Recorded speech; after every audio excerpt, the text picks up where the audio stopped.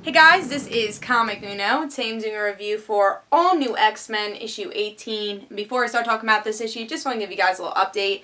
Of course, I have Comic Uno episode 22, and that's the show where I review all the comics I read this week in one show. And there is a lot of exclusive comics for Comic Uno episode 22 on DarkAvengerINC.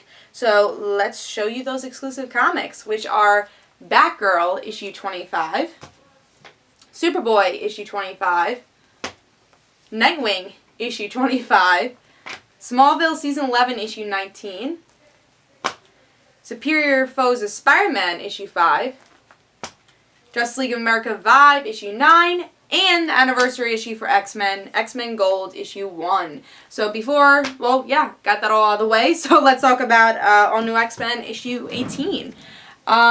Kitty Pryde's on the cover. Pretty excited for that. I'm a big Kitty Pryde fan, but did not love what happened with Kitty Pryde in the Battle of the Atom ending. So I was a little hesitant about this issue, and I'm like, I like Kitty's story, but I don't really know what direction they're going with it. So this is actually the prime issue. You're going to see what direction Kitty will be going in. And let's see if I like the issue. Let's see if I was upset with this issue or was I happy with this issue. So we get to see that, again, Kitty and the First Class X-Men actually go with Kitty. And they're getting, I guess, related to the Uncanny X-Men. They're trying to get all situated, and Kitty's kind of not used to being there. She's really only friends with Illyana, but she's trying to be friendly to Cyclops also. And the First Class X-Men kind of feel out of place also, especially Jean, who's getting yelled at Emma Frost's clone babies. I can't think of their name. The Stepford sisters. So we get to see that. That was kind of funny. And then, again, we get to see Kitty and Illyana kind of rehash their friendship because we haven't seen them interact in a really long time, which I mentioned in my Battle of the Atom review. And Illyana gives the First Class X-Men new costumes, and now they have a new journey to go on with these new costumes, and like, alright, now we're part of the Uncanny X-Men, let's do what we were supposed to do, save humans, save mutants, which is totally not what the Uncanny X-Men want, but they're still there.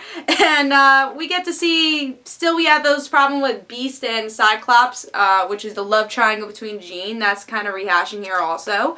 And that's pretty much what happens in this issue. Nothing too extreme for a cliffhanger, but they're just trying to get situated with Uncanny X-Men. And I gotta say, I was pleasantly surprised with this issue. Really enjoyed this, especially probably because they weren't interacting with Uncanny X-Men as much, but when they did, it was hilarious how out of place they were.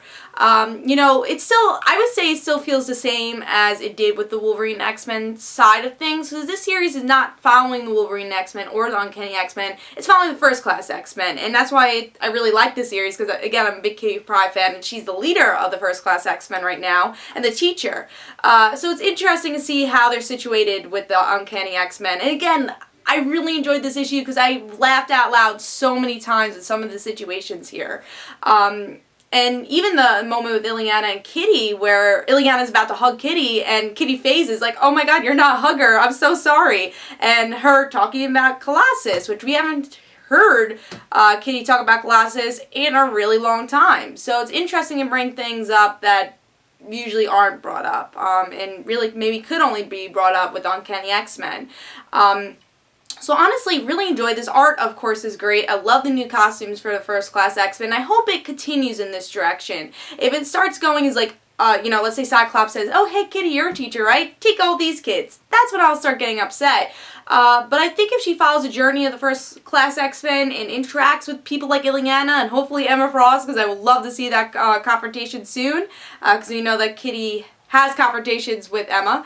So I think that should be really fun. And I don't know how they'll approach it with Uncanny X-Men, but for this issue I think they approached it very well. And it seems like with that solicits with February, I saw that Kitty was on the Wolverine X-Men cover for the last couple of issues, which I'm sure we'll talk about on the live show for DarkAvengerINC every Tuesday at 9 o'clock. But yeah, I think we'll talk about that because we're going to talk about solicits. But yeah, Wolverine X-Men is ending. Will she go to that? And is it good that she's part of the Uncanny X-Men now that series ending? Are we still going to be able to see more Kitty story? I thought that was very interesting that series is ending now, but she's still on that cover. So I'm excited to see how this goes, though. I actually have a lot of hope from this issue. I really did not like the Battle of the Atom issue, how she did, very odd character, but with this it was very in character. A lot of the things that we've seen through Kitty in the past were mentioned here and was referenced here, especially the Ileana relationship. It just felt like Kitty here. So very happy with the issue. I actually give it 5 stars. Really enjoyed this. Made me chuckle. Had a lot of great character development, and that's the thing I love about all new X-Men. So very close to being my pick of the week. Didn't quite make it, but it was a very hard challenge pick from what was my pick of the week to this issue, because I really was impressed with this issue. I just want to mention one thing, that Jean Grey actually learned how to levitate in this issue, which was awesome, and Angel saves the day, which I thought that would have been a great opportunity to use Kitty's phasing powers that we never really see until actually the X-Men Gold issue. We actually see her use this power, but we haven't seen this in a long time, where she actually could use her phasing powers to use as steps to float in the air. So I thought they were going to actually use that in this issue, but they ended up using Angel instead. But still, I thought this was a very fun issue, and I thought I'd just mention that. But yeah, 5 stars. Pick this up. I was pleasantly surprised with this one and I really had a lot of fun with it. But we'll see what happens on Uncanny X-Men. That's going to be really the real issue, where we'll see if this whole event will go well. And once Jean Grey and all the other First Class X-Men goes with the Guardians of the Galaxy, we'll see what happens there also.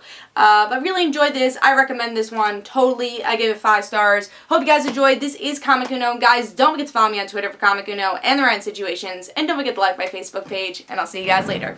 Bye.